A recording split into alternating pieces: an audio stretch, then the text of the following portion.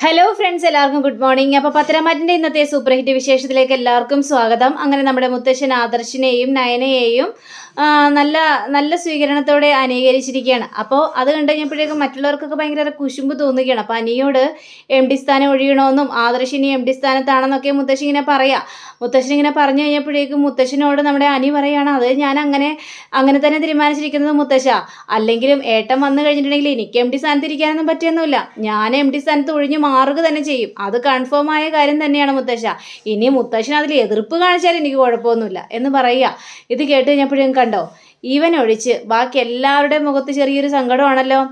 ജാനകി, ഞാൻ പറയുന്നത് കേട്ടല്ലോ, നിനക്ക് എന്തെങ്കിലും എതിർപ്പുണ്ടോ ഇതിൽ? അത് പിന്നെ അച്ഛ, ഇനിയിപ്പോൾ എതിർപ്പുണ്ടെങ്കിലും എനിക്കതൊന്നും കുഴപ്പമൊന്നുമില്ല. നിന്റെ വാക്കൊന്നും ഞാനായിട്ട് അംഗീകരിക്കാനായിട്ട് പോകുന്നില്ല. ഞാൻ എന്താണോ പറയുന്നത്, എൻ്റെ തീരുമാനങ്ങൾ എന്താണോ അതിനനുസരിച്ച് നിങ്ങളങ്ങോട്ട് ജീവിച്ചാൽ മതി എന്ന് പറയുമ്പോൾ ജാനകി, അതിന് ഞാനൊന്നും പറഞ്ഞില്ലല്ലോ അച്ഛാ. നീ എന്തോ പറയാൻ പോയതാണെന്ന് എനിക്കറിയായിരുന്നു ജാനകി. അതുകൊണ്ട് തന്നെയാണ് ഞാൻ മുൻകൂട്ടി അങ്ങോട്ട് പറഞ്ഞത് വേണ്ട എന്ന്. മനസ്സിലായോ? അപ്പോൾ എം ഡി സ്ഥാനത്ത് നമ്മുടെ ആദർശ് തന്നെ ഇരിക്കും. എനിക്കതിൽ യാതൊരു കുഴപ്പമില്ല. അല്ലെങ്കിലും അവന് എം ഡി സ്ഥാനത്ത് ഇരിക്കണമെന്ന് യാതൊരു താല്പര്യം ഉണ്ടായിരുന്നില്ല. പല പ്രാവശ്യം അവനതെന്നോട് പറഞ്ഞിട്ടുണ്ട് എന്ന് വിചാരിച്ചാനി നീ ഒഴിഞ്ഞു മാറാന്നൊന്നും വിചാരിക്കണ്ട. നിന്റെ ഏട്ടൻ്റെ പിന്നാലെ തന്നെ നീ ഉണ്ടായിരിക്കണം. മനസ്സിലായല്ലോ? ആദർശ് എന്താണോ പറയുന്നത് അതനുസരിച്ച് വേണം നീ മുന്നോട്ട് പോകാനായിട്ട്. അതേപോലെ തന്നെയായിരുന്നു ഇവിടുത്തെ ആണുങ്ങളും. ചേട്ടനനിയന്മാരൊക്കെ ഭയങ്കര സ്നേഹത്തിൽ തന്നെയാണ് കഴിഞ്ഞുകൂടിയത്. അതും നിനക്കറിയാവുന്ന കാര്യമാണല്ലോ അനി. അതൊക്കെ എന്നോട് പ്രത്യേകിച്ച് പറഞ്ഞു തരേണ്ട കാര്യമുണ്ട് മുത്തശ്ശ. എല്ലാം അതിൻ്റെതായ രീതിയിൽ നല്ല അടിപൊളിയായിട്ട് തന്നെ നടക്കും. എങ്കിൽ പിന്നെ നമുക്ക് കേക്ക് മുറിച്ചാലോ എന്നും പറഞ്ഞുകൊണ്ട് ഒരു കേക്ക് എടുത്തുകൊണ്ട് വരികയാണ്. അങ്ങനെ കേക്ക് മുറിച്ച് അത് വലിയൊരു ആഘോഷമാക്കി മാറ്റിയിരിക്കുകയാണ് നമ്മുടെ മുത്തശ്ശൻ. അപ്പോൾ കേക്ക് മുറിച്ച് എല്ലാവർക്കും കൊടുക്കുക. ഈ ജാനകിക്കാണെങ്കിൽ ഭയങ്കരമായിട്ട് കലിയും വരുന്നുണ്ട്. അപ്പോഴേക്കും ഈ നമ്മുടെ ജലജ വന്നിട്ട് പറയാണ്, ഇവരെന്താണ് വല്ല ഭ്രാന്താണ്, ഇവനെന്തിനാണ് എം ഡി സ്ഥാനം ഒഴിഞ്ഞു കൊടുക്കാന്നൊക്കെ പറഞ്ഞത്? അവനെന്തിനാ അങ്ങനെ ഒരു കാര്യം ചെയ്ത്? എനിക്കറിയില്ല, അവനെ കൊണ്ട് ഞാൻ തോറ്റു. നല്ലൊരു അവസരമാണ് അവൻ്റെ മുന്നിൽ വന്നത്. എന്നിട്ട് അതെല്ലാം തട്ടി തെറിപ്പിച്ചിട്ട് അവനിപ്പോൾ പണ്ടത്തെ പോലെ ആയിരിക്കുന്നു. ഇതൊക്കെ ആലോചിക്കുമ്പോൾ എങ്ങനെയാണ് സഹിക്കുന്നത് എന്നൊക്കെ ഇങ്ങനെ പറയാം. അങ്ങനെ പിന്നീട് നമ്മുടെ നയന പൂജാ റൂമിൽ കയറി നല്ല മനസ്സുരുക്കി ഇങ്ങനെ പ്രാർത്ഥിക്കുക.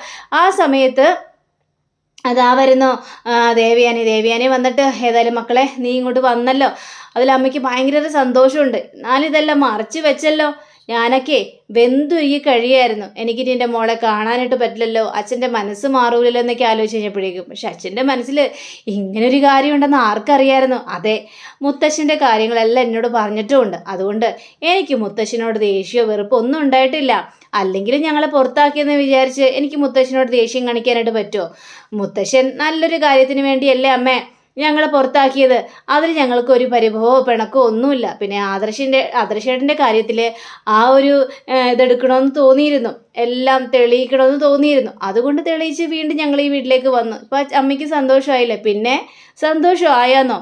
ഞാനേ സന്തോഷം കൊണ്ട് മതി മറക്കുന്നൊരവസ്ഥയിലാണ് ഇപ്പം ഇരിക്കുന്നത് എന്ന് ദേവയാനി പറയുമ്പോൾ നയനയ്ക്ക് ഭയങ്കര സന്തോഷം തോന്നുന്നു. പെണ്ണെ, നിൻ്റെ ചേച്ചിയും അഭയൊന്നും ഒരിക്കലും മാറാനായിട്ട് പോകുന്നില്ല.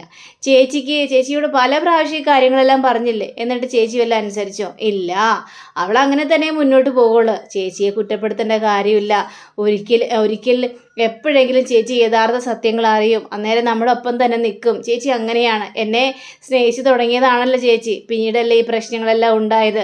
അതുകൊണ്ടാണ് ചേച്ചിയുടെ മനസ്സ് മാറുമെന്ന് എനിക്ക് ഉറപ്പാണ് അമ്മ എന്നിങ്ങനെ നയനയും പറയാം. പിന്നീട് കാണിക്കുന്നത് ഈ അവന്തികയും അതേപോലെ തന്നെ അഭയും കൂടി സംസാരിക്കുകയാണ്. അപ്പോൾ അവന്തിക പറയുകയാണ്, എൻ്റെ ചേട്ടാ ഇങ്ങനെയൊക്കെ സംഭവിച്ചു പോയല്ലോ, നമ്മൾ ഒരിക്കലും പ്രതീക്ഷിക്കാത്ത കാര്യമാണല്ലോ. അച്ഛനത് ഭയങ്കര സങ്കടമായി കാണുമല്ലേ? പിന്നെ അല്ലാതെ അച്ഛന് ഭയങ്കര സങ്കടമായി കാണും. അത്രയ്ക്കും വലിയൊരു തിരിച്ചടിയല്ലേ കിട്ടിയിരിക്കുന്നത്. ഇതിപ്പോൾ അച്ഛനെ എങ്ങനെ പോയി ആശ്വസിപ്പിക്കുമെന്ന് പോലും അറിയില്ല. പിന്നെ നമ്മൾ അച്ഛനായിട്ട് ബന്ധമുണ്ടെന്ന് ആർക്കും അറിയില്ല. പിന്നെ മുത്തശ്ശനും മുത്തശ്ശിയൊക്കെ ചെറിയൊരു ഡൗട്ടുണ്ട്, ഞാൻ അച്ഛൻ്റെ കൂട്ടത്തിലുള്ള ആളാണോന്ന്. പക്ഷേ നിന്നെ ഒരിക്കലും സംശയമില്ല. നീ സംശയത്തിന് ഇട കൊടുക്കരുത്. കാരണം അനിയെ കല്യാണം കഴിക്കാനുള്ളതാണ് നിനക്ക്. അനിയെ കല്യാണം കഴിച്ചാലേ ഈ വീട്ടിൽ പിടിച്ചു നിൽക്കാനായിട്ട് പറ്റുള്ളൂ. അതുകൊണ്ട് തന്നെ നീ അച്ഛനെ കാണുന്നുണ്ടെന്നോ അച്ഛനോട് സംസാരിക്കുന്നുണ്ടെന്നോ ഇവിടെ ആരും അറിയാനായിട്ട് പാടില്ല. അങ്ങനെ അറിഞ്ഞാൽ അറിയാലോ കാര്യങ്ങളൊക്കെ കൂടുതൽ വഷളാക്കുക തന്നെ ചെയ്യും എന്ന് അവധിയോട് പറഞ്ഞപ്പോഴേക്കും അതൊക്കെ എനിക്ക് നോക്കാൻ അറിയാട്ടാ.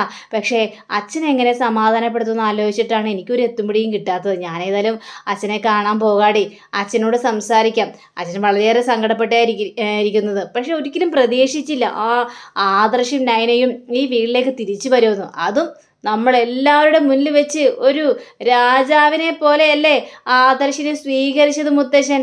അയാളെയാണ് മുത്തശ്ശൻ. ഇതെല്ലാം മുത്തശ്ശൻ്റെ അടവായിരുന്നു എന്ന് പറഞ്ഞത് കേട്ടില്ലായിരുന്നോ? നമ്മളെല്ലാം വിഡ്ഢികൾ. ഇവരോടൊപ്പം താളത്തിനകത്ത് തുള്ളുകയും ചെയ്തു. ഇനിയിപ്പോൾ എന്ത് ചെയ്യണമെന്ന് എനിക്കും അറിയില്ല. ഏതായാലും അവന്തിക്ക് നീ പിടികൊടുക്കാതിരുന്നാൽ മതി.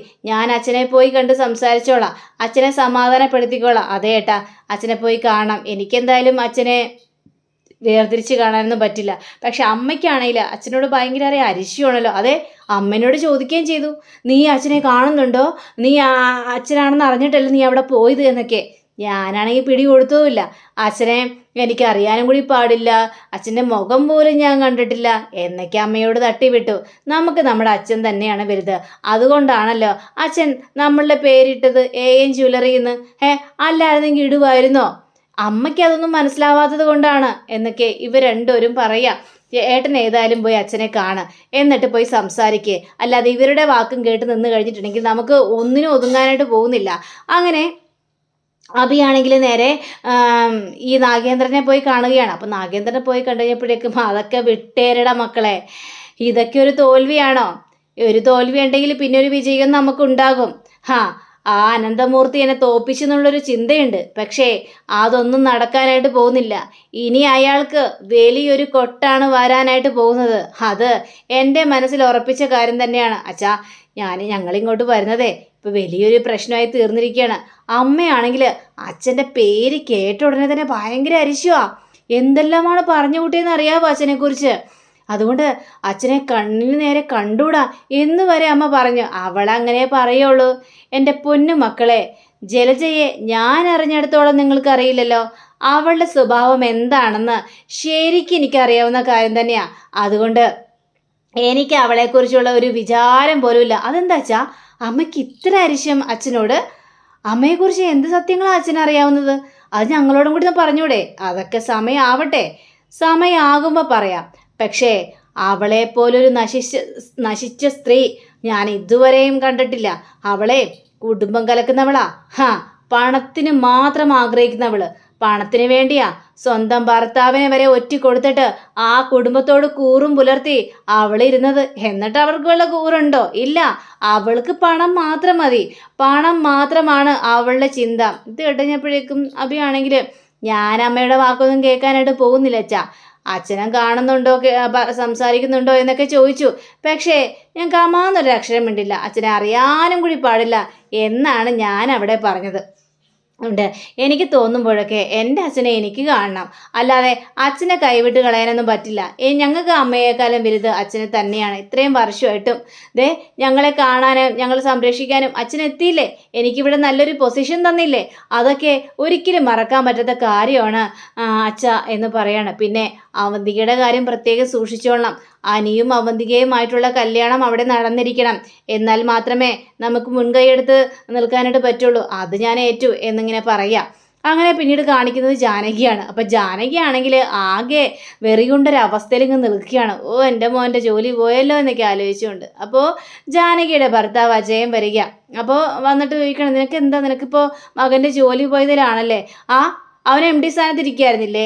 എന്തിനിപ്പോൾ ആദർശ് വന്ന ഉടനെ തന്നെ അവനെ MD സ്ഥാനത്ത് നിന്ന് പുറത്താക്കിയത്? അതിൻ്റെ കാര്യമൊന്നും ഉണ്ടായിരുന്നില്ല. എടി എന്തിനാടി ഇങ്ങനെ പറയുന്നത്? നമ്മുടെ മകൻ തന്നെ പറഞ്ഞു അവൻ MD സ്ഥാനം വേണ്ട എന്ന്.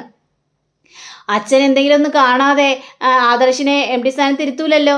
ഞങ്ങൾക്കൊരു പ്രശ്നവുമില്ല, പിന്നെ നിനക്കെന്താ പ്രശ്നം? നീ ഒരു കാര്യം ചിന്തിക്കണം ജാനകി. നീ ശരിക്കും പറഞ്ഞു കഴിഞ്ഞിട്ടുണ്ടെങ്കിലേ ഒരു പാവപ്പെട്ട കുടുംബത്തിൽ നിന്ന് വന്നാണ്. അതും കൂടി ഒന്ന് ആലോചിക്കണം. നിന്റെ വീട്ടിൽ വലിയ പണവും ഇല്ല.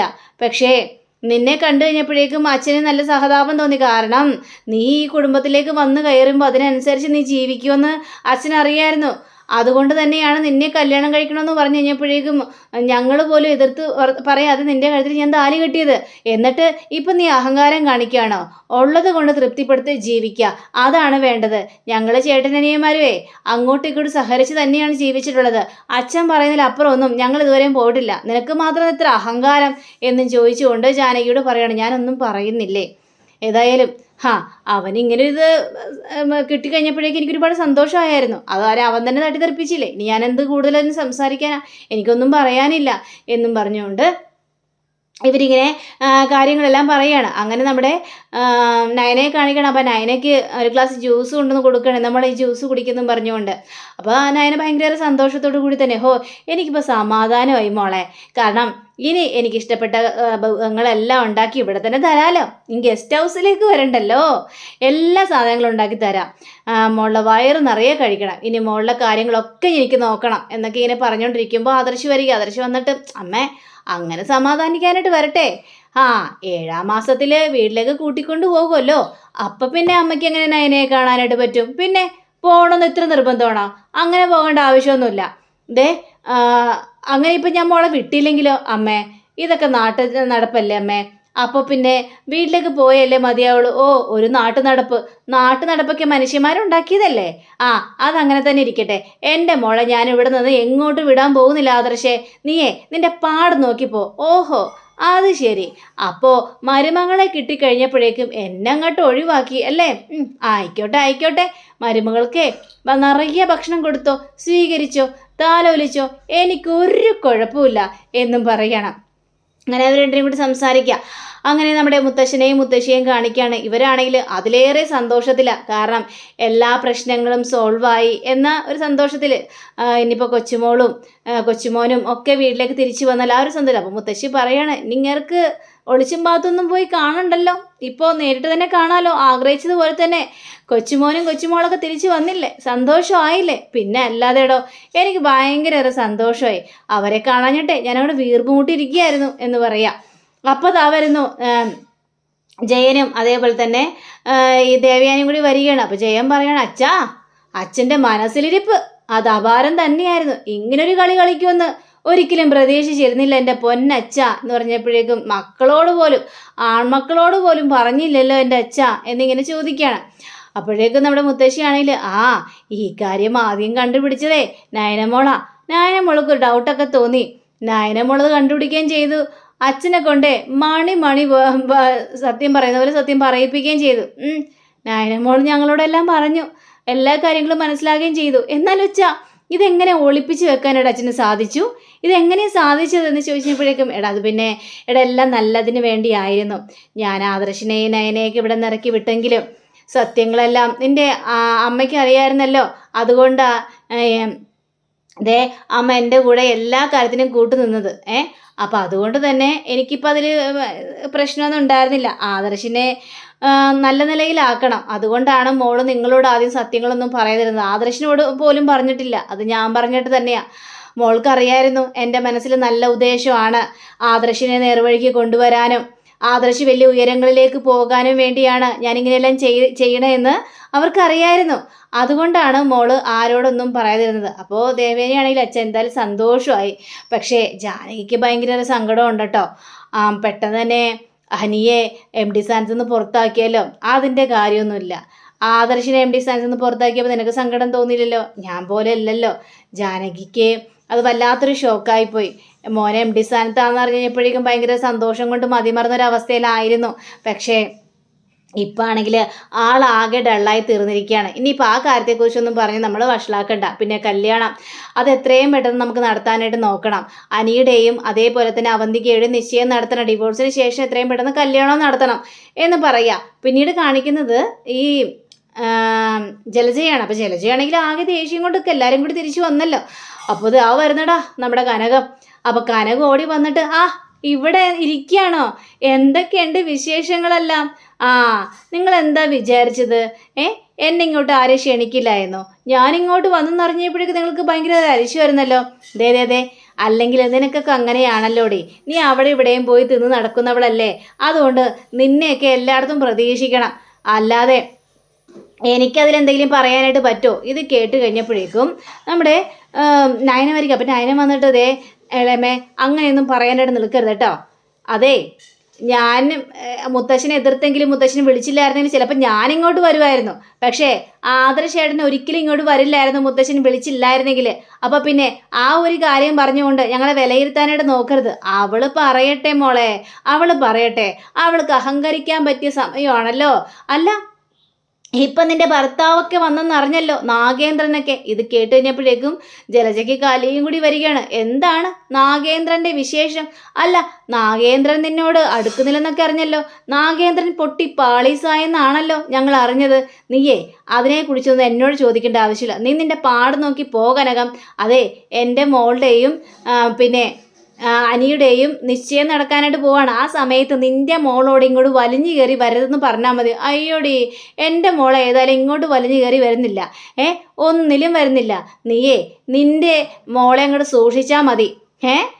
പാവമാണ് അനിയെ അനിയുടെ മെക്കിട്ട് കയറി ആ അനാമികയെ പോലെ ആകാതിരുന്നാൽ മതി എന്ന് പറഞ്ഞാൽ മതി എന്നും പറഞ്ഞുകൊണ്ട് അങ്ങനെയും കാണിച്ചുകൊണ്ടാണ് ഇന്നത്തെ റിവ്യൂടെ അവസാനിച്ചിരിക്കുന്ന. അടുത്ത റിവ്യൂവിനെ കാത്തിരിക്കുക. സബ്സ്ക്രൈബ് ചെയ്യുക. എല്ലാവർക്കും നല്ലൊരു ദിനം ആശംസിക്കുന്നു. നമസ്കാരം. Thank you. See you. Bye by.